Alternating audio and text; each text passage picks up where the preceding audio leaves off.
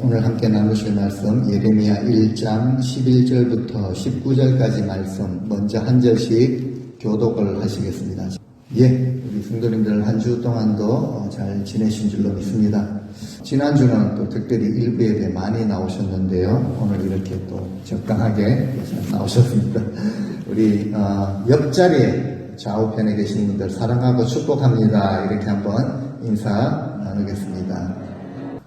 하나님께서 예레미야를 부르십니다. 부르셨죠. 지난주 말씀을 보니까 내가 너를 복중에 짓기 전에 알았다. 그래서 네가 태에서 나오기 전에 벌써 나는 너를 구별하였다.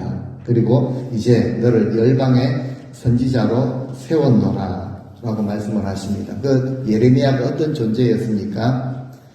옛날에 다윗을 배반했던 그 아나돗의 이제 제사장의 후손이라는 그 불명예스러운 꼬리표를 달고 살아가는 그 예레미야, 또 그렇게 살아가야 할 예레미야를 태어나기도 전에 하나님의 말씀을 전하는 선지자로 선택하셨다라는 것을 하나님이 알려주시죠.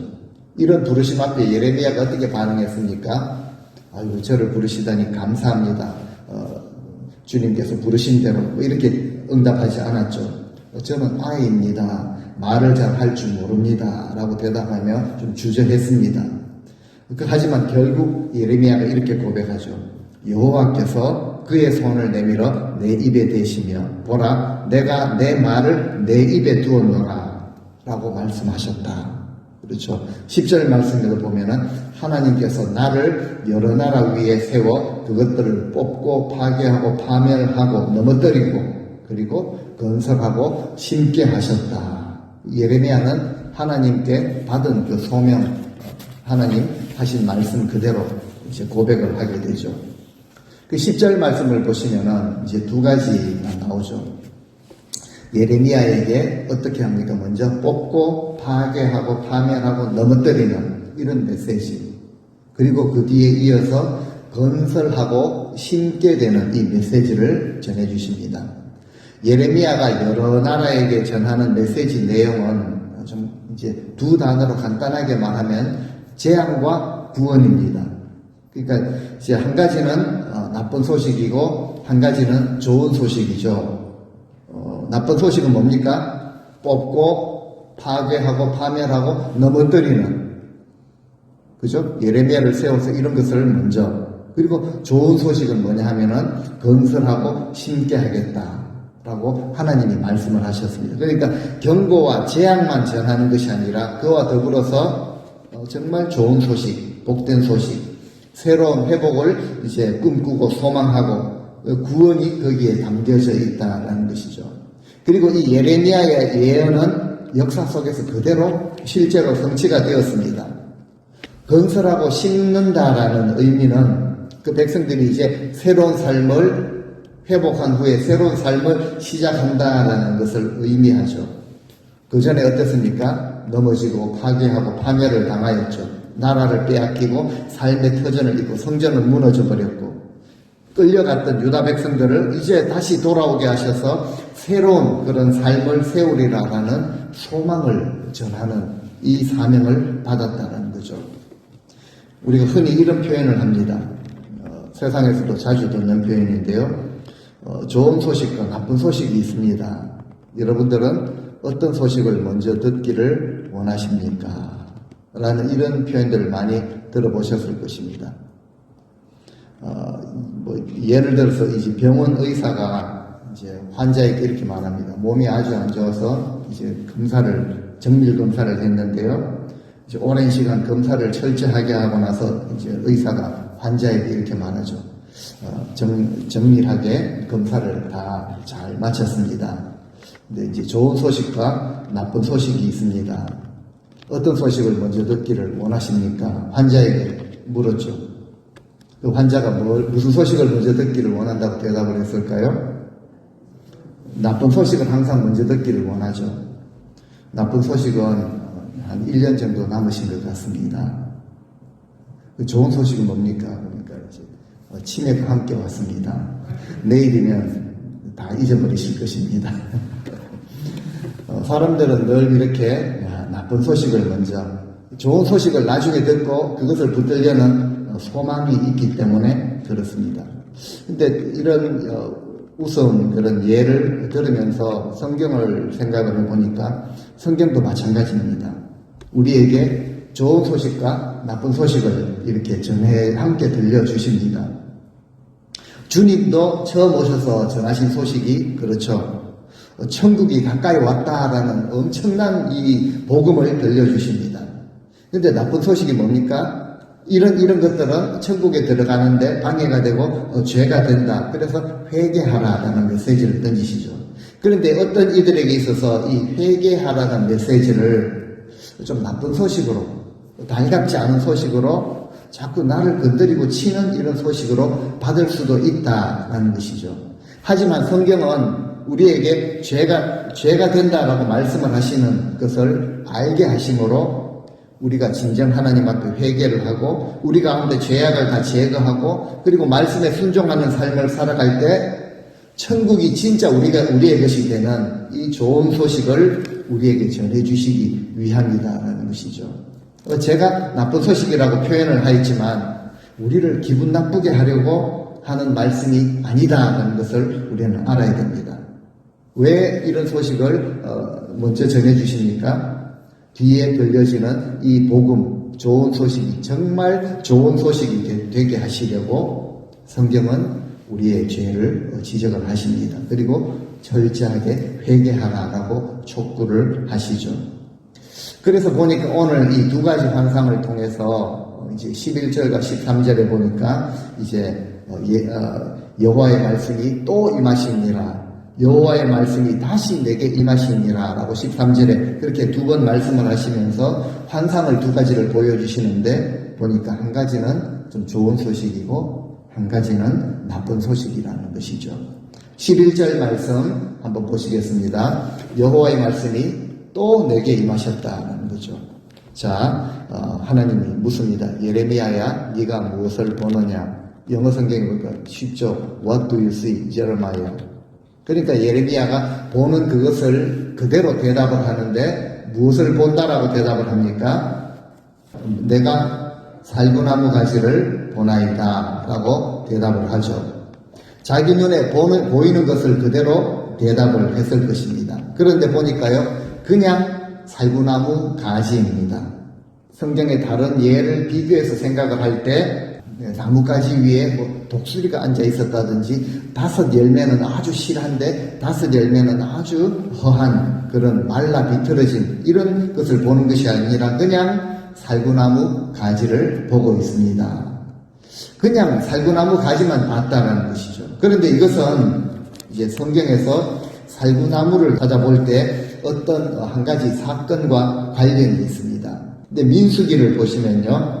하나님께서 이 아론을 이스라엘 민족의 그 첫 번째 대제사장으로 삼으실 때 모세를 통해서 한 가지 명령을 내리십니다.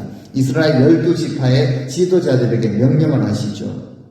각 지파의 지휘관들은 이제 지팡이 하나씩을 취하여서 자신의 이름을 그 지팡이에다 적고 앞으로 가져와라. 궤 앞에 두어라. 그리고 하나님께서 선택한 제사장의 집안의 지팡이에서는 싹이 날 것이다 라고 말씀을 하십니다. 그래서 레위 지파에는요 아론의 이름을 적었는데 그 다음날 보니까 그 마른 나무 지팡이 아론의 지팡이에서 이미 죽은 나무죠. 마른 나무인데요 꽃이 피는 정도가 아니라 그 나무에 생기가 들어가서 살구 열매까지 맺히게 된 것이죠.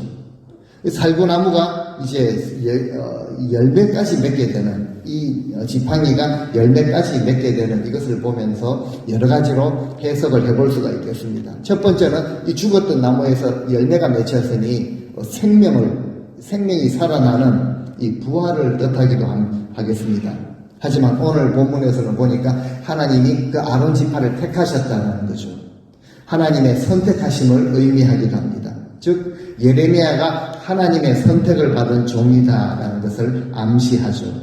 그리고 이제 결국 유대민족이 돌아오게 되는 것을 또 암시한다라고 볼 수도 있습니다. 지금은 마른 지팡이 같이 말라 비틀어진, 파괴되고 깨어진 그런 상황이지만 하나님이 거기에다 생기를 불어넣으셔서 꽃이 피고 열매가 맺히게 되는 이것을 하나님이 보여주신 것이죠.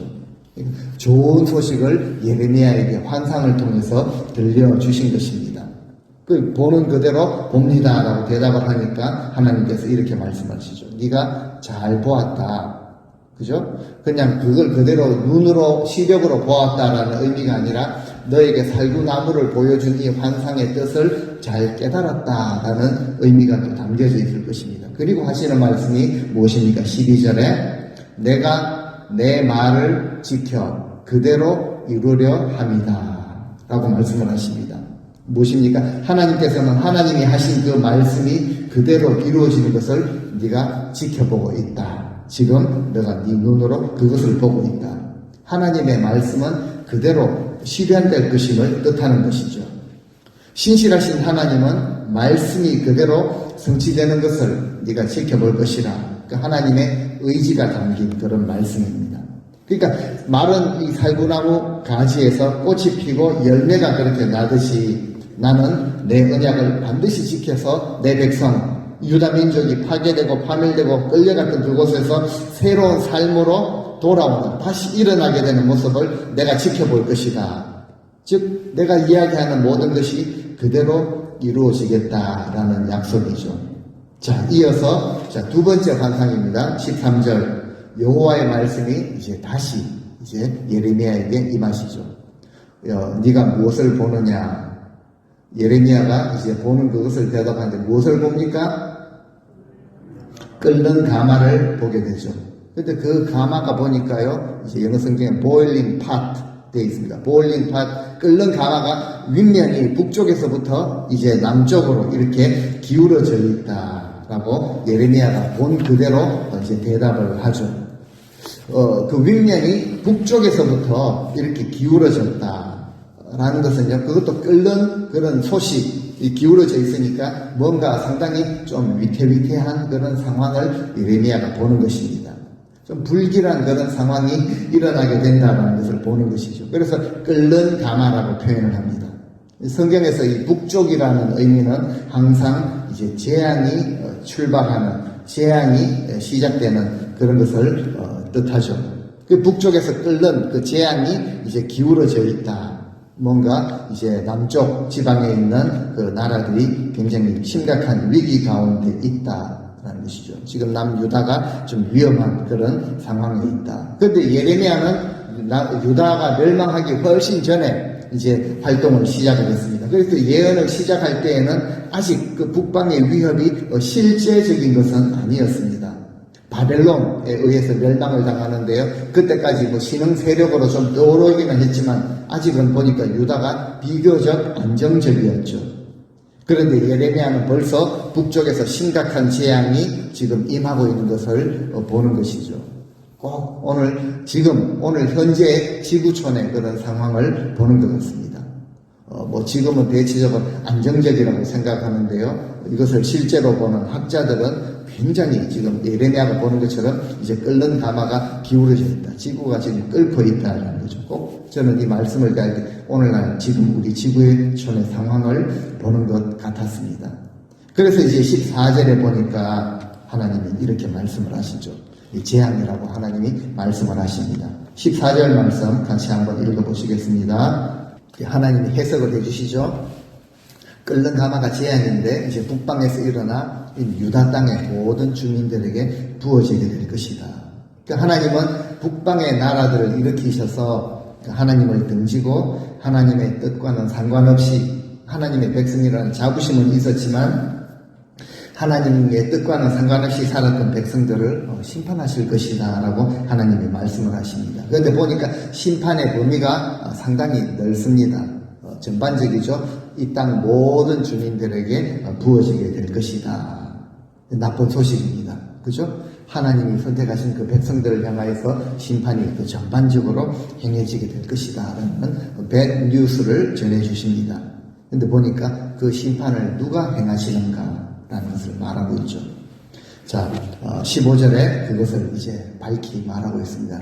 15절에 보시면요, 내가 북방왕국의 모든 족속들을 이제 부를 것인 이렇게 세우는데 그들이 와서 이제 남쪽에 재앙을 이제 가져다 주죠. 예루살렘 성문 어귀에 각기 자리를 정하고 그 범위가 상당히 넓죠. 사방 모든 성벽과 유다 모든 성읍들을 치게 될 것이다.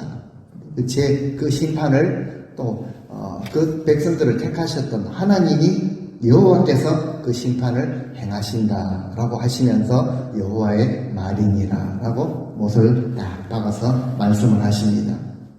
그 모든 그 사방의 모든 성읍들을 다 치게 될 것이다. 벤뉴스, 그 굉장한 불행이 다가오고 있습니다. 그런데요, 그 속에 희망이 들어있습니다. 굿뉴스가 들어있다는 거죠. 무엇입니까? 누가 이 심판을 행하시는가라는 것이 중요합니다. 세계 역사를 공부하는 사람들은 세상 사람들은요, 심판의 주체가 바벨론이다, 제국을 형성했던 그 나라들이다 라고 말할지 모르지만 성경은 그것이 아니라고 말합니다. 심판의 주체가 강대국이 아니라 그들은 그냥 전능하신 주권자가 되시는 하나님의 손에 의해서 잠시 쓰임을 받은 도구일 뿐이지, 그리고 하나님이 그 친백성들을 그 매질하시는 까닭은 바로 세우시기 위함이라는 거죠.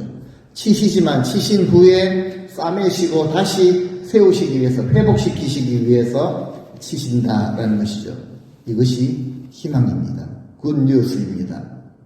북방 모든 강국들, 모든 나라들이 두려워할 수밖에 없었던 그 제국이라고 할지라도 그들도 하나님의 손아귀에 있다, 하나님의 섭리 안에 있다라는 것을 보여주심으로 이것이 유다 백성들에게 있어서 소망이 되는 것입니다. 결국 하나님은 그 죄를 지적하시기 때문에 치시죠. 하지만 상처를 싸매시고 고치십니다. 그런 이런 심판을 피할 수 없었던 그 유다 백성들의 죄는 반드시 드러내시죠.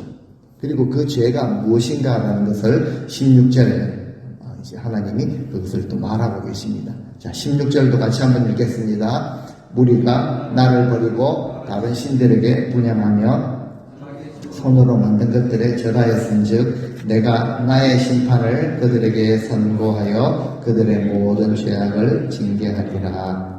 예, 하나님 그 아픈 마음이 좀 들어있죠.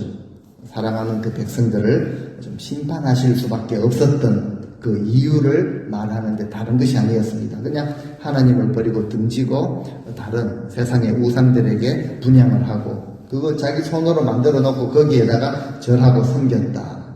그러니까 당연히 하나님은 질투하시는 분이시기 때문에 그 유다 백성을 향해 심판을 선고하신다. I will pronounce my judgment 라고 하십니다. 내가 나의 심판을 그들에게 선고한다. 하나님의 심판은 완전히 없애버리시려고 너희들 맛 좀 봐라, 패하게 하시려고 하는 심판이 아니라 치신 후에 다시 싸매시고 그들을 세우시기 위함이다. 그러기 위해서는 모든 죄악을 징계를 하셔야 된다라는 것이죠. 하나님은 그 모든 죄악들을 그냥 묵과하지 않으신다. 그 우상숭배의 이런 죄악들을 그냥 모르는 채 괜찮은 것으로 덮어두시지 않는다는 거죠. 아닌 것은 아니라고 하나님은 말씀을 해주십니다. 너희들, 내 백성들은 그렇게 살면은 안 돼라는 그 말씀이죠. 내가 사랑하는 자녀들은 다른 것 섬겨서 안 돼라는 것입니다. 그래서 그들에게 심판을 선고하시죠. I will pronounce my judgment 라고 하십니다. 모든 죄를 징계하시죠. 그러니까 bad news가 아니라 정말 그들로 하여금 회복을 바라시며 굿뉴스를 전해주시는 것입니다. 회복을 허락하시려고, 그 사랑하는 백성들을 고치시고 싸매시고 돌보아 주시려고 아버지의 마음으로 징계를 하신다는 거죠. 그래서 우리는 이런 예레미야의 메시지를 보면서 이제 우리는 우리 믿음을 돌아보아야 합니다. 오랜 세월 우리가 믿는 자로 살았습니다. 믿는다고 하지만 삶으로는 우리 자아를 섬기고 하나님을 부인하는 일이 혹시 있지는 않은가? 하나님을 섬기지만 또 나 자신을, 내 만족을 섬기는 모습이 있지는 않은가라는 것을 살펴봐야 합니다. 감리교의 창시자 존 웨슬리가 참 유명한데요. 많은 그런 표현들이 있지만 그 표현 중에 하나가 almost Christian이라는 단어가 있습니다. 거의 기독교인이라는 것이죠. 근데 almost Christian은 진정한 기독교인이 아니다라는 의미가 거기에 담겨져 있죠. 정말 하나님의 친백성, 하나님의 그 자녀가 되기 위해서 우리가 하나님의 자녀로 삶을 살기 위해서 정말 굿뉴스가 우리 삶에 정말 복된 소식이 되기 위해서는 죄를 멀리하고 이 하나님 아버지의 마음을 그대로 품어야 한다라는 것이죠. 하나님은 다른 신들을 섬기는 백성들에게 나의 심판을 그들에게 선고한다. 그들의 삶에 대해서 판결을 내리신다라고 말씀을 하시죠. 그렇습니다. 언젠가 우리도 때가 되면은 그분의 법정 앞에 서야 합니다. 우리는 생명의 심판으로 나아갈 자들입니다. 하지만 주님 앞에 설 때 하나님 물으실 것입니다. 세상의 것 묻지 않으실 것입니다. 우리가 어떤 믿음의 삶을 살았는지 물으십니다. 그래서 우리가 주님 앞에 설 때 그럭저럭 지내다 왔습니다. 인생 좀 높이 그렇게 쌓아두었습니다. 라고 해서는 안 되죠. 하나님 앞에 심판대 앞에 서야 될 존재임을 생각한다면 우리는 우리의 삶을 함부로 그렇게 대할 수도 없습니다. 그 인생을 내 기분대로 살 수도 없는 것이죠. 어떻게 살아야 합니까? 우리는 이미 고린도전서를 통해서 마지막 부분에 부활의 신앙을 가지고 살아가는 자들이 정말 하나님이 우리에게 허락하신 소명을 감당하는, 주의 일을 감당하는 그 자리. 그런데요, 성경은 우리에게 또 솔직하게 말합니다. 소명을 감당하는 그 자리에는 어려움과 환난 그리고 핍박까지 주어진다라는 것이죠. 예레미야가 딱 그러했습니다. 그래서 지난주 말씀 8절 말씀에 그렇게 말하죠. 너는 그들 때문에 두려워하지 말아라. 내가 그때도 너와 함께하여서 너를 지키고 구원하여 주겠다. 나 여호와의 말이라 라고 분명하게 복음을 예레미야에게도 굿뉴스를 들려주셨습니다. 그래서 오늘 본문 17절에도 계속 이런 말씀을 하시죠. 17절 같이 읽습니다. 그러므로 너는 내 허리를 동이고 일어나 내가 네게 명령한 말을 다 그들에게 말하라. 그들 때문에 두려워하지 말라. 네가 그들 앞에서 두려움을 당하지 않게 하리라. 아멘. 소명 감당하는 자리에 핍박이 있습니다. 어려움과 시험, 환난이 주어집니다.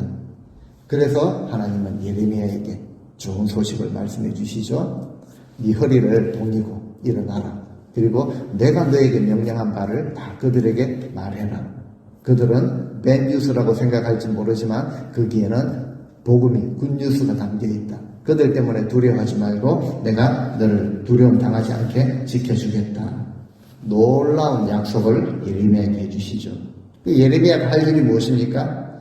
백성들 하나님을 등지고 그 자기 욕망을 따라서 우상을 섬기며 살아가는 백성들을 상대하기 위해서는 마음을 단단히 해야 한다는 것이죠. 허리를 동이고 get yourself ready. 그 대충 한번 해보자 이것이 아니라 허리를 단단히 동이라는 거죠. 이것은 하나님이 주신 사명을 감당하려는 그 자세입니다. 이런 자세로 내가 너에게 명령한 바를 다, 그러니까 가감 없이 빼거나 살짝 더하거나 이런 것 없이 그들에게 전하라. 이후에 닥칠 심판의 엄중함을 다 이야기하라는 거죠. 그 유력자들의 귀에 거슬릴까봐 조금 부드럽게 바꾸어서 말해서는 안 되고 그들 때문에 두려워하지 말고 들은 그대로 본 그대로를 전하라. 이것이 바로 예언자들의 운명이었습니다. 그리하면은 그들 앞에서 두려움을 당하지 않게 하겠다. 하나님이 놀라운 그런 약속을 예레미야에게 해주십니다. 그래서 18절에도 이렇게 말씀하시죠. 보라, 내가 오늘 너를 그 온 땅, 그 지도자들이 나오죠. 제사장들, 리더 그룹들이 나옵니다. 그들과 그 땅 백성 앞에서 무엇이 되게 하신가 하면은 세 가지가 나오죠. 견고한 성읍이 되게 하겠고, 새 기둥이 되게 하겠고, 놋 성벽이 되게 하겠다. 그냥 기둥도 든든한데요. 그냥 성벽도 든든한데요. 새 기둥, 놋 성벽이 되게 하겠다. 견고한 성읍이 되게 하겠다. 그 앞에서 이미 두려움을 당하지 않게 하실 뿐만 아니라 그 선지자를 유력자들 앞에서, 백성들 앞에서 견고하고 강하고 튼튼한 그런 존재가 되게 하겠다. 결국 하나님이 함께 하시는 하나님의 사람 예레미야를 이길 수 있는 그런 세력은 없다라는 것을 말해주죠. 그래서 하나님이 그에게 맡기신 사명을 끝까지 완수하게 된 것을 말씀을 하십니다. 이 약속을 주시는 그 안에는 또 무엇이 담겨 있냐면은 예레미야를 이길 세력이 없을 정도로 예레미야에게 많은 도전과 시련과 공격이 있다라는 사실이죠. 예레미야가 겪어야 할 그 고난의 세월, 눈물의 선지자라고 불려야 할 만큼 고난의 세월이 만만치 않다라는 예고입니다. 끝없는 공격을 당할 것이다. 이 고난의 운명이 계속되어지지만 하나님은 예레미야를 어떻게 대하십니까? 두려움 당하지 않게 하시고 강하게 하신다. 어느 정도 강하게 하십니까? 마지막 19절을 같이 읽습니다. 그들이 너를 치나 너를 이기지 못하리니 이는 내가 너와 함께하여 너를 구원할 것이니라. 여호와의 말이니라. 아멘. 대적들이 치겠지만 너를 이기지 못할 것이다. 왜요? 만군의 여호와 하나님께서 함께 하심으로 예레미야를 지키시고 구원하겠다 약속을 주셨기 때문에 그렇습니다. 그리고 그 약속을 하나님은 다 지키셨습니다. 신실하신 하나님, 미쁘신 하나님이라는 표현이 성경의 표현이 맞습니다. 왜 그런가요? 하나님은 너무 정직하시기 때문에 그렇습니다. 너 하나님의 일을 감당할 때 고난 좀 있을 거야. 하지만 너 앞에 시온의 대로가 열려서 뭐 이렇게 세상 말로 살살 꼬시지를 않습니다. 달래지를 않으시죠. 좋은 일이 있을 거야. 귀한 일이야. 문제없는 인생이 어디 있어. 어려움도 조금 있겠지만 영광은 엄청 크다. 이렇게 달래시는 것이 아니라 이렇게 말씀하시죠. 있는 그대로. 너 죽도록 고생할 거야. 너 핍박과 환난을 많이 당할 거야. 하지만 나는 너에게 견딜 힘을 줄 거야. 아무도 너를 감당할 자가 없을 거야. 너는 끝내 이기게 될 것이야. 라는 약속의 말씀을 주셨고 정직하게 그 약속을 다 지키셨습니다. 이것을 전하는 것이 바로 예언자의 운명이죠. 하나님께서 역사하시는 방식입니다. 하나님은 하나님의 백성들에게 사명자들에게 하나님의 뜻대로 전하고 살아갈 힘을 주십니다. 우리 삶의 우리 인생의 모든 문제 하나님께 맡겨드려야지 하나님이 주시는 힘으로 이기고 그 소명을 감당하게 되는 것입니다.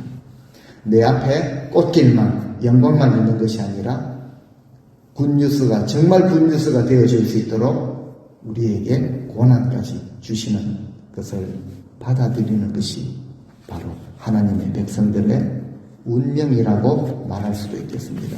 우리 주님이 그것을 우리에게 보여주셨죠. 세상은요 우리에게 이거 좋은 소식이야 라고 꼬드기는 그런 일을 잘하지만 하나님께서는 우리들에게요 주신 이 복음이 정말 좋은 소식이 되도록 정직하게 우리를 부르십니다. 처음에는 나쁜 소식처럼 보일지라도 여러 방도를 통해서 예레미야에게도 환상을 통해서 여러 가지 두 가지 환상을 통해서 우리 메시지를 전해주신 것처럼 우리 앞에도 여러 방도를 통해서 메시지를 던지십니다. 결국은 우리가 이 좋은 소식을 듣고 소명의 길을 가면서 복된 삶을 누리도록 오늘도 저와 여러분들을 그 소명의 길로 부르십니다. 정직하게 부르십니다. 우리를 부르신 하나님께 시선을 두시고 부르심에 응답하는 그 훈련을 계속 쌓아가실 수 있는 우리 성도님들 다 되시기를 우리 주님의 이름으로 축원드립니다.